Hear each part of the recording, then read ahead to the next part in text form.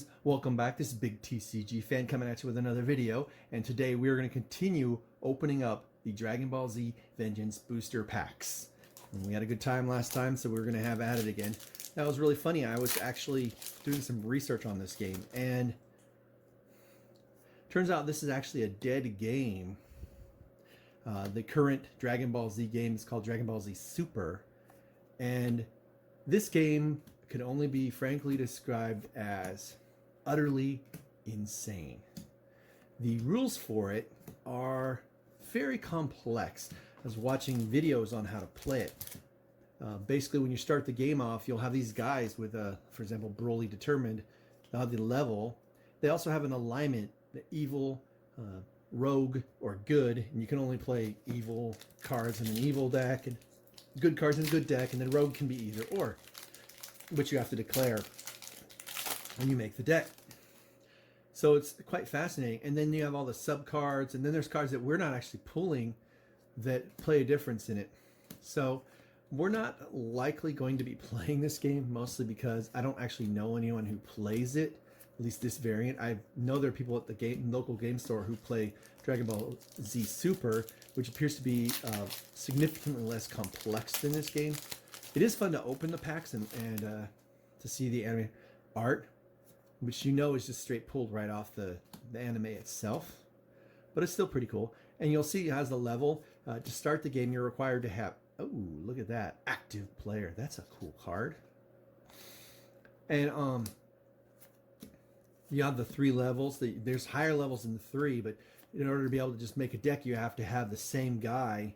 And it has to be all the right alignment, and it has to have the sub cards. And then there are cards that were released that aren't even in the set, like a Sensei, that you can have a secondary deck with. There's just so many rules. It's just like Broly Survivor. You'd have to have Broly throughout. And then there's like cards that are, you can only play like these red cards. Then there's orange, and you can see, for example, yeah. So you can see how that works. It's definitely a different game for sure. It's fascinating for certain.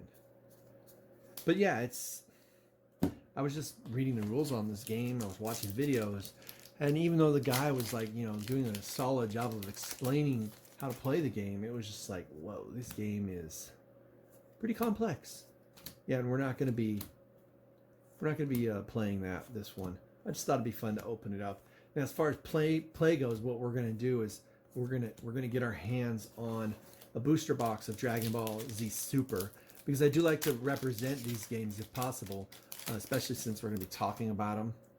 You know, I'm planning. We're going to be having a weekly TCG news where we talk about the Willy Broly Survivor, where we talk about the goings-on in all the major games, Magic, Yu-Gi-Oh!, Pokemon, Card Fight Vanguard, then obviously Dragon Ball Z Super, and then anything else that just hits my fancy or someone specifically wants to have me talk about.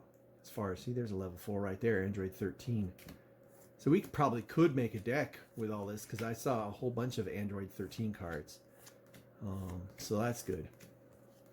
I just don't think we're gonna do that with this one. We're just gonna stick with the pack opening. And this game, even though they're not supporting it directly, the company is still very popular with players who played it, and they still play it.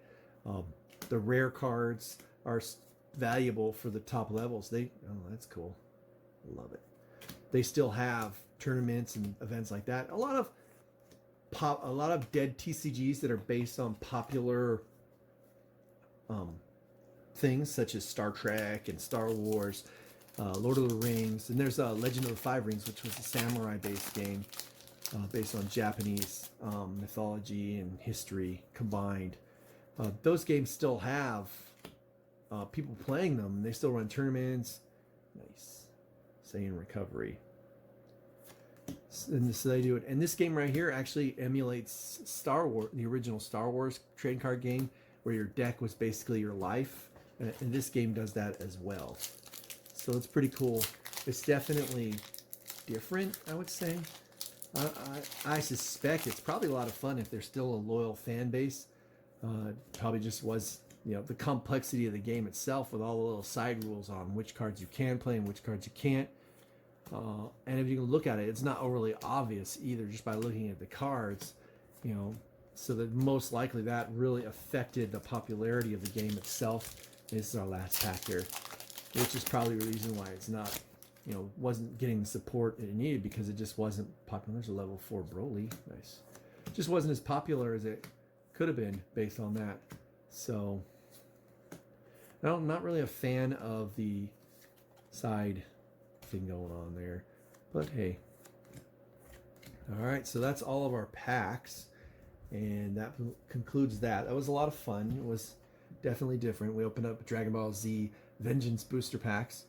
If you have make sure that if you like this video, you hit like, subscribe, comment down below. We'd love to hear your comments about this game, if you experience playing it, or if you know anything about it and you would be interested in seeing some decks built and played. We can still do that if there's an interest in it. Peace out.